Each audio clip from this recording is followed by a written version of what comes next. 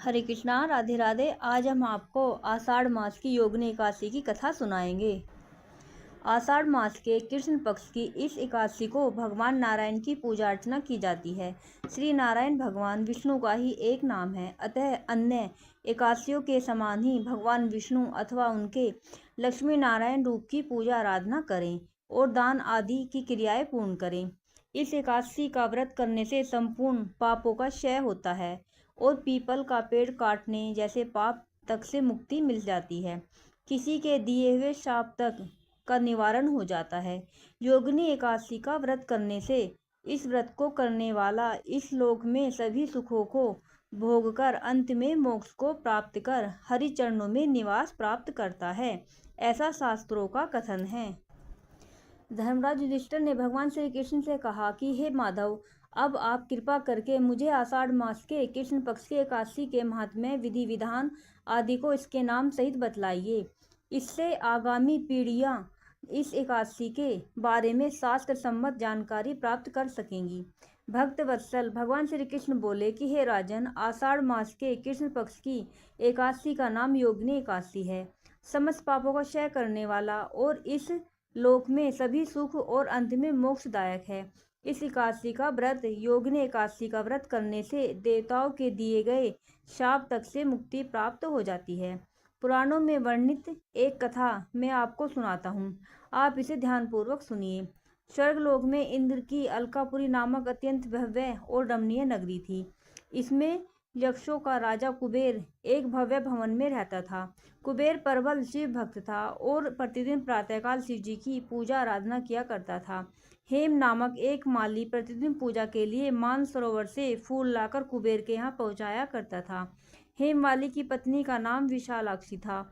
अप्सराओं के समान सुंदर, अत्यंत गुणवती और महान पतिव्रता थी। हेमवाली की पत्नी विशालाक्षी हेमवाली अर्धरात्रि के फूल लेने मानसरोवर जाता और सुबह वहां से फूल लाकर राजा कुबेर के यहाँ पहुंचाता। एक दिन वह मानसरोवर से पुष्प तो ले आया, परंतु कामातुर होने के कारण मार्ग में ही अपने घर रुक गया और पत्नी के साथ हास्य विनोद और रमन करने में तल्लीन हो गया। जब दोपहर तक कुबेर के पास पूजा के लिए फूल नहीं पहुंचे तो कुबेर ने अपने सेवकों को कारण पता करने के लिए हेमवाली के घर भेजा। सेवकों ने राजा कुबेर को आकर बताया कि वह पापी तो काम के वशीभूत होकर अपनी स्त्री से हास्य विनोद तथा रमन करने में लगा है। यह सुनकर कुबेर ने क्रोधित होकर हेममाली को बुलाकर लाने की आज्ञा दी। हेममाली भय से कांपता हुआ कुबेर के सामने उपस्थित हुआ। उसे देखकर क्रोध के मारे कुबेर के नेत्र लाल हो गए और फिर कहने लगा कि अरे पापी नीच कामी, तूने मेरे पूजनीय ईश्वरों के ईश्वर श्री शिवजी महाराज का अनादर किया है, इसलिए मैं तुझको शाप देता हूँ कि तू पृथ्वी पर जाकर वियोग सहेगा और मृत्युलोक से जाकर कोढ़ी होगा। कुबेर के शाप के कारण वह माली स्वर्ग से पृथ्वी पर जा गिरा और उसी क्षण कोढ़ी हो गया। मृत्युलोक में आकर हेमवाली ने घोर कष्ट भोगे। भयानक जंगलों में बिना अन्न जल के भटकता रहा। रात्रि को निद्रा भी नहीं आती, परंतु शिवजी की पूजा के प्रभाव से उसको पिछले जन्म की स्मृति का ज्ञान अवश्य रहा। घूमते घूमते एक दिन वह मार्कंडेय ऋषि के आश्रम में पहुंचा।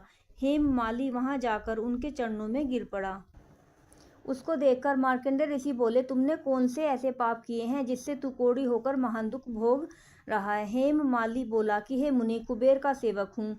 मैं राजा की पूजा के लिए प्रतिदिन पुष्प लाया करता था। एक दिन अपनी स्त्री के साथ विहार करते करते देर हो गई और दोपहर तक पुष्प लेकर न पहुंचा तो उन्होंने मुझको शाप दिया कि तू अपनी स्त्री का वियोग सहते हुए मृत्युलोक में जाकर कोढ़ी बनकर दुख भोगेगा। इससे मैं कोढ़ी हो गया और महान कष्टों को भोग रहा हूँ। आप ऐसा कोई उपाय बताइए जिससे मेरी मुक्ति हो। हेममाली की यह कथा सुनकर ऋषि बोले, तूने मेरे सम्मुख सत्य वचन कहे, इसलिए मैं तेरे उद्धार के लिए एक व्रत बताता हूँ। यदि तू आषाढ़ मास के कृष्ण पक्ष की योगिनी नामक एकादशी का विधि पूर्वक व्रत करेगा तो तेरे समस्त पाप नष्ट हो जाएंगे। इस पर हेममाली बहुत प्रसन्न हुआ और मुनि के वचनों के अनुसार योगिनी एकादशी का व्रत विधि पूर्वक किया, जिसके प्रभाव से वह फिर अपने पुराने रूप में आ गया। अलकापुरी पहुंचकर अपनी स्त्री के साथ आनंद पूर्वक रहने लगा। हे राजन, इस योगिनी एकादशी की कथा पढ़ने अथवा सुनने का फल ही 88 सहस्त्र ब्राह्मणों के भोजन कराने के बराबर है। जबकि इसका व्रत करने पर तो समस्त पापों को दूर होकर अंत में स्वर्ग की प्राप्ति होती है। राधे राधे। बोलो एकादशी मैया की जय।